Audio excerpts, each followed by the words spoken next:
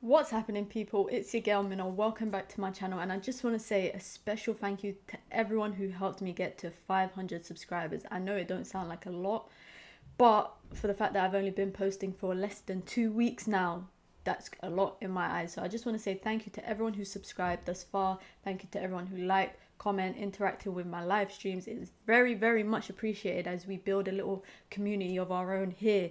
And today, I'm here to talk about the upcoming tournament, which is the FIFA Women's World Cup in about 2.5 weeks. There's actually not long to go until it starts, and I know some of you guys might not watch women's football, so please don't be disheartened by the fact that I'm making women's football videos, but I think it's only right because I do follow women's football as well. The Women's World Cup will be starting on the 20th of July, I think it is. Yeah, 20th of July in Australia and New Zealand. And now the crazy thing about all of that is the time difference when it comes to watching games. England will be playing at 9:30 a.m. GMT. One morning they'll be playing at 10:30 a.m. GMT, and on the last game of the group stages they will be playing at 11 a.m. But of course, I will be trying my best to cover the World Cup with some reaction videos, maybe some watch-alongs, if I'm able to do that, depending on the timing of the games. But some little background for people who might not be into women's football, and this might be the first tournament that you are watching. The current holders are USA. If I'm correct, they've won it 4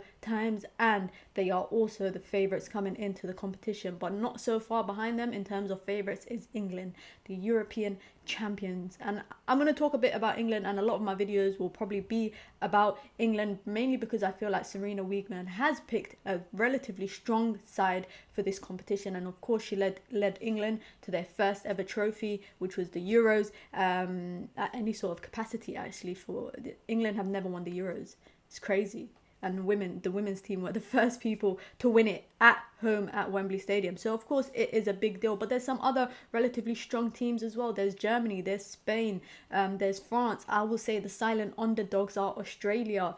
Anywhere that Sam Kerr is a threat. And of course there's been some issues leading up to the World Cup with football federations, where some countries have been having problems with the football federations, whether it's over pay, whether it's over support, so much things, to a point where Jamaica, who are competing in the World Cup, I think this is for the first time, I'm not 100% sure, but I think it's their first time competing in the Women's World Cup.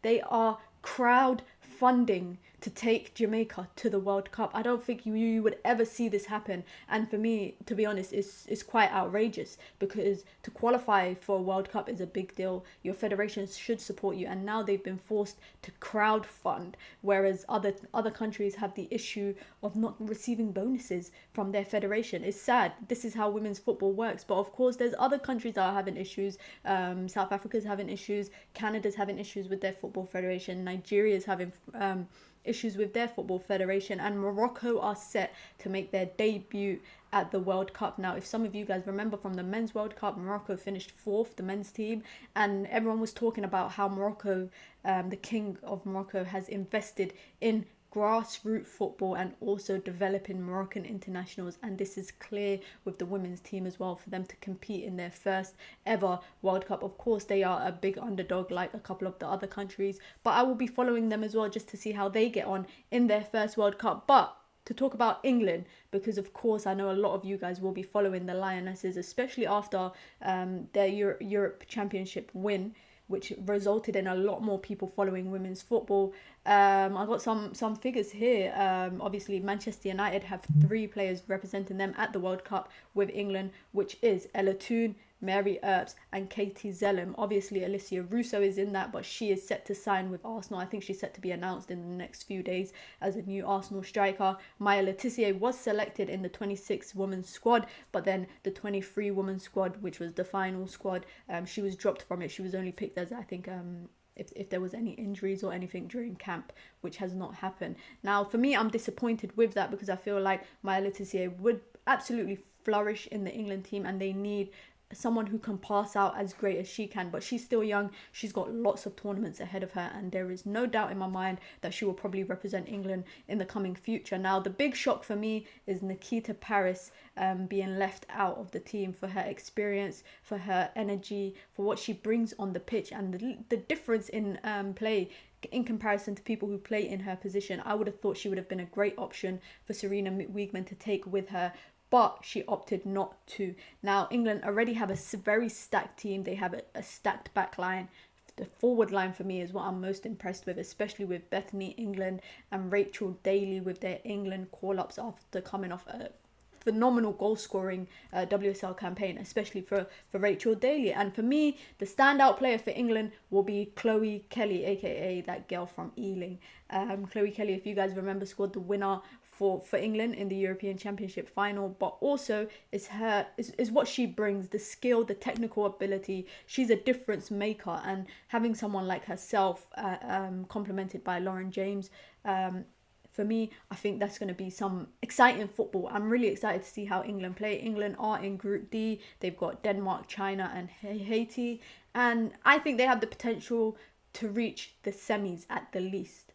I know that I'm being very optimistic. But also I believe in the manager. I believe in Serena Wiegman, especially what she can bring out of these players, her coaching ability, her managerial ability, but also the ability of these players. You know, these players are really talented. It's a great core that they have. They have built relationships on the pitch and off the pitch, and that's very important in terms of development at the international stage. So I really think England will be able to benefit from that. But outside of England, obviously, like I said, Germany, Spain, France, Brazil, USA, big favourites, and there are some great players that you lot will be able to see at the World Cup. For me, my favourite one that I'm probably going to watch is Hasegawa of Japan, Manchester City player.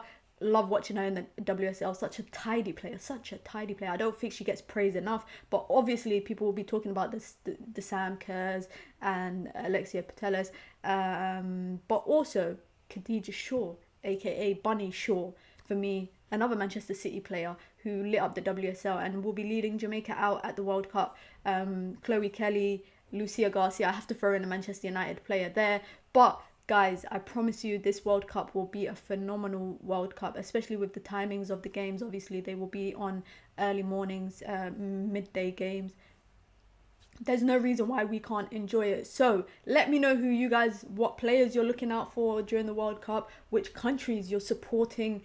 Who do you think is going to win the Women's World Cup? Of course, I'm going to go with England because I'm going to support England. But I think that there's so many countries capable of winning, and I think that this will be an absolutely entertaining tournament as long as FIFA just support the women's game. It took them so long to come to broadcasting deals with different broadcasters around the world, but if you are in the UK, you'll be able to watch all games on ITV and BBC.